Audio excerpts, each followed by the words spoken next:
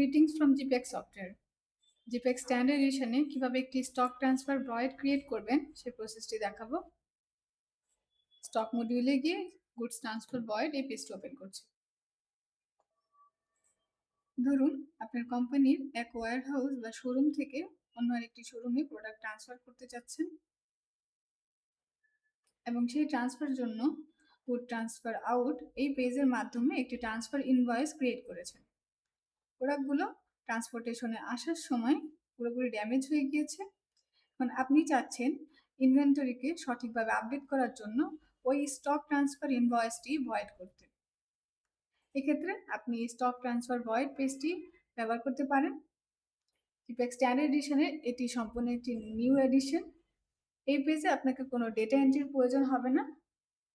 আমি এখন একটি স্টক ট্রান্সফার ইনভয়েস ভয়েড করে দেখাচ্ছি। ভাউচার নাম্বার ফিল্ডে যে স্টকগুলো রিসিভ করা হয়নি, অর্থাৎ স্টক ট্রান্সফার ইনভয়েসের এগেনস্টে রিসিভ করা হয়নি, সেগুলি শো করবে। আমি এখান থেকে একটি স্টক ট্রান্সফার সিলেক্ট করে নিচ্ছি। সার্চ করলেই এই ইনভয়েসের সকল ডিটেলসগুলো এখানে পেয়ে যাবেন। এখানে দেখা যাচ্ছে একটি প্রোডাক্টের 10 কোয়ান্টিটি স্টক ট্রান্সফার আউট করা হয়েছিল। ভয়েড বাটনে ক্লিক করলে এই ট্রান্সফারটি ভয়েড হয়ে যাবে। আমি দেখিয়ে দিচ্ছি। ট্রান্সফারটি ভয়েড হয়ে গিয়েছে। আমি রিপোর্টে দেখিয়ে দিচ্ছি।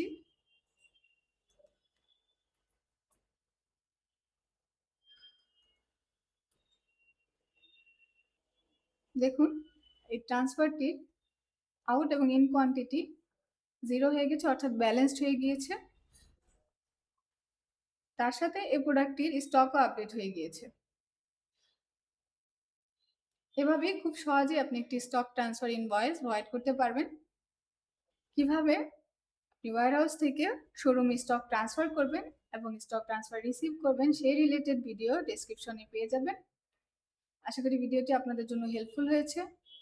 স্টক ট্রান্সফার ভয়েড রিলেটেড কোনো কোশ্চেন থাকলে স্ক্রিনে দেওয়া নাম্বারে আমাদের সাথে যোগাযোগ করতে পারেন। ধন্যবাদ।